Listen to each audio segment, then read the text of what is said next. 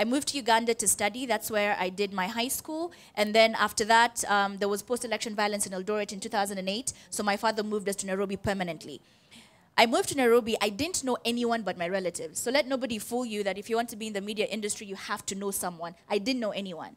And well, at that time, when you're telling your relatives you want to be on TV, there was this misconception. And somebody told me that when I was getting my makeup done, for you to be on TV, you have to either sleep with someone or you know someone. I went to USIU and I did International Business Administration. Needless to say, I didn't do very well because I didn't understand math at all. I suck at economics. But I was studying something my father wanted me to do. It was not what I wanted to do. If it was up to me, I would have done media and journalism.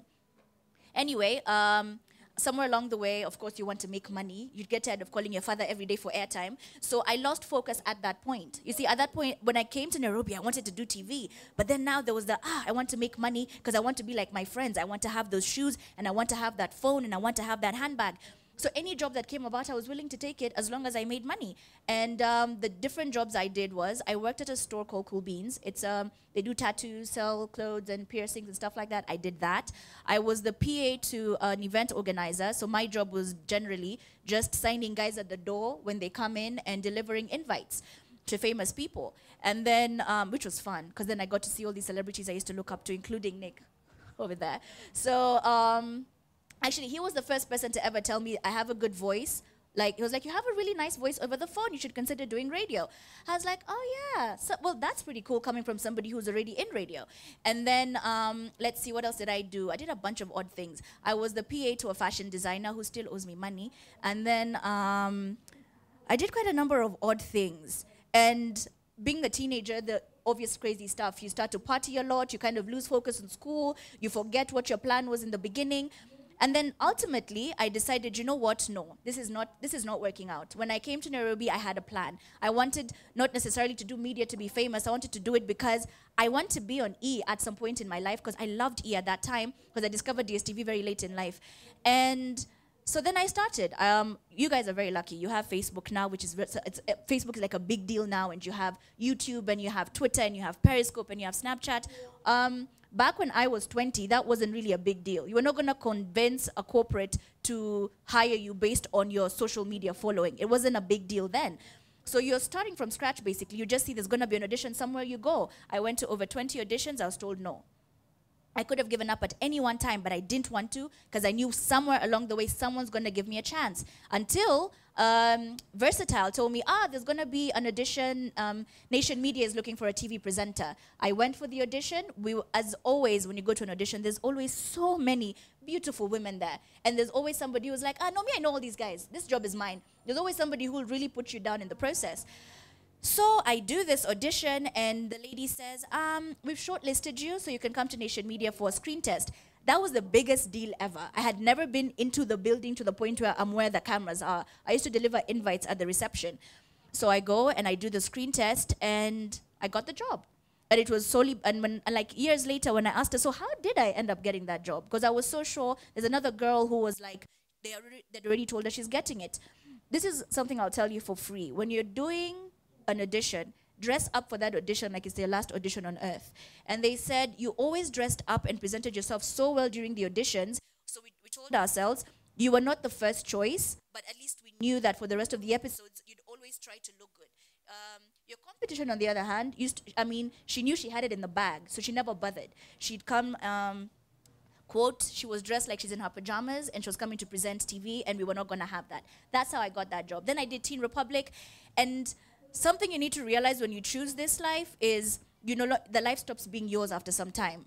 Now you kind of belong to the public. People start to look up to you, and there's great responsibility in that. You have to be a positive influence. You don't want to be the person telling girls, I want you to twerk instead of work. You have to be the person who tells everyone else, you can do this too. This can be your life. Just do it positively. And then there's the people starting to recognize you, and it gets kind of weird. And then these people you used to deliver invites to, you're now at events with them. It was pretty cool, and it still is pretty cool. But then now, after all that has happened, you don't want to lose focus. You don't want to get lost in the hype of, I'm now in the media, so forget about E. I've got a nation, that's it, it's done. No.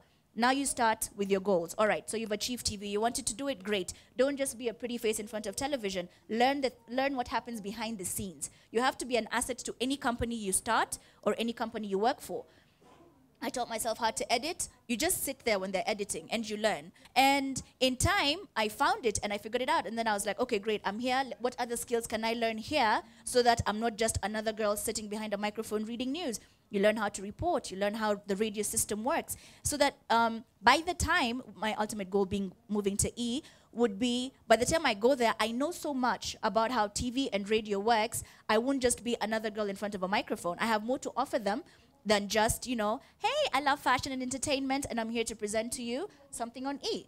So you see? So now, let's start with why it's important to set goals. All right. Goals allow you to measure progress. So you see, you've already set your goals. You're like, this is what I want to do by this time. This is what I want to do by this time. This is what I want to do by this time. So whenever you reach that time that you had set, you look back and you're like, okay, so how much progress have I made in this? You know, how much headway have I made in this dream to become a media personality or to be a kick-ass journalist? And you see, there's very many aspects to it. Everybody thinks it's just TV and radio. You can be a great writer. We have award-winning writers at Capital FM. Nobody has ever seen their face. Do you guys know Judy Caberia? Have you seen her face? No. She's an award-winning writer. You don't necessarily have to be in front of the screen or behind the microphone. You can be the person behind the scenes who's doing it big. You can be the person recording. You could be like the camera guy. You guys, there are these guys, if they were not there, we would not be where we are. They're so good at what they do, they capture what you're trying to say. You can be the editor, the one who decides, let me correct all the spelling mistakes Anita Nderu has put into this story. And you're pretty good at it. And believe it or not, those guys probably earn more than we do, because they do all the hard work. So then you just have to decide, and then you start measuring your progress. You're like, okay, how good have I gotten at this English thing?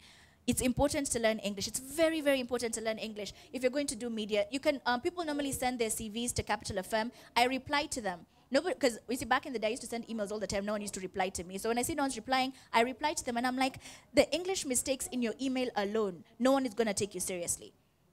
So as far as doing a progress report and whatnot, make sure English is priority. Even if you want to be a Swahili news anchor, make either one your priority to learn it the best way you can. Never stop reading. You can never have enough education. Every day you learn a new English word.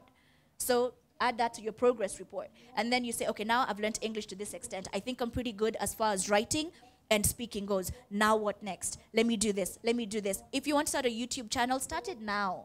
Stop saying I'll start it tomorrow. You see, when you have a plan, there's nothing anyone should tell you to sway you, because you know you have a plan and you have to stick to that plan. You know how people normally say, I have haters? I usually say, I want my haters to live, because I need you to see me progress in life, and I need you to see me win. So don't get distracted by people telling you, it's not going to happen. There's enough people doing it already. You don't stand a chance. The pool is never too crowded. Just focus on your point. Like, decide, this is what I'm going to do, and nothing anyone says, nothing anyone does, no party that is taking place is going to distract me from doing this. Parties will always be there. Don't decide you're not going to do something because, the FOMO of missing out on that party. The parties will always be there. And they'll get better as you're older, because you'll have more money to spend at that party. You won't be on a hustle.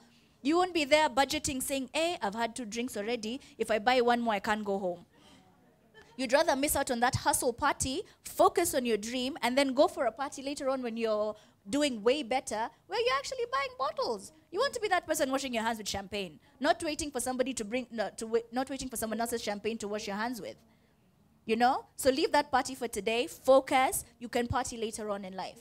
Believe it or not, the parties get better as you grow older. Do it today. Do it now. You have no excuse. You owe it to yourself to be great. You owe it to yourself to make, you know how you guys say YOLO? You only live once. Please don't die a statistic. You don't want to die and guys are just like, hey, Amanda. As in, there's really nothing to remember. You need to be the person who dies and you've left an impact. You either inspired somebody else to do what you do, but just pay it forward when you become successful. But you owe it to yourself to be your own boss, and you have to start today. You can be a millionaire when you're this age. This is not back in the day when you were told, you're born, you go to school, you go to uni, you get your degree, somebody hires you, you get married, you get kids, and then you die. Nah, bro, nah. You can be a millionaire now. Forbes will soon have their top 20 under 20. Because younger people are becoming millionaires at a very young age because you focus on your dream and you don't procrastinate until you get it done. So tomorrow is always going to be tomorrow. And if you're going to keep waiting for tomorrow, it's never going to come. So do it now. Do it today. For some reason, there'll always be somebody who is, looking better than you or is doing better than you or has something better than you. And that can make you feel bad sometimes. But you have to understand you are an individual. You are beautifully and wonderfully made the way you are. When I'm in front there, I don't even know how I'm going to do it. But I'm just like, you got this. You can do this. You need to be your biggest cheerleader. Always. Always be your biggest cheerleader. Don't let anybody tell you anything. Even on a day when your eyebrows are looking surprised because you didn't do them right, walk like your eyebrows look like they were done right. You have to be your biggest cheerleader. Get on Snapchat and say, listen, I wanted them to look like this today. I'm going to be surprised all day because I know God probably has a surprise for me later on. You have to be so confident and you have to believe in yourself because it's only you who can get things done. Nobody knows what's in your head. Nobody knows what dream you have. Nobody knows what you want to achieve apart from you. So if you don't believe in it, she's not going to come and tell you it's going to happen. There'll always be, you have to do it for yourself. So remember, be your biggest cheerleader. All right. Goals give you motivation. Do you know there's nothing more amazing than when you achieve something? When you're like, hey, you guys, I did it. I cannot believe I did it. My greatest motivation was the day when I was in a room with like half the people I used to deliver invites to. I was like, I used to deliver invites to you guys, to invite you for a party so I can sign your name when you're coming into the event. I'm now in the room with you. I am one of you now. I remember when that day happened, I was like, dude, I'd gone for it was an MTV party. I couldn't even believe I was at the MTV party, not as an usher, but an actual guest. I was like, yo, this life can really change you guys. So you just, like the small things that happen that motivate you. I never thought I'd work at Nation FM. I mean, not Nation Media. I wanted to. I just didn't think it was possible. And then it happens and I'm like, okay, we're one step in. Let's do number 2. Capital FM has happened. Okay, great. Now there's just E left. And when I finally join E, you guys better comment and say you said you were going to do this. So that's on my Instagram. How many of you follow me, by the way? You have 4 people who follow me on Instagram. Can you follow me now? It's Anita Nderu on all my social media platforms and Snapchat and Twitter. Now, you guys, so rude. So you get motivated by seeing it happen. And you need to find a positive role model as well, which is what I try to be for you guys on Instagram. But you don't follow me, so you wouldn't know. So mine is Bonang Mateba. She's a South African TV presenter. How many of you know her? One person knows. 2? Okay, great. Now she's my motivation.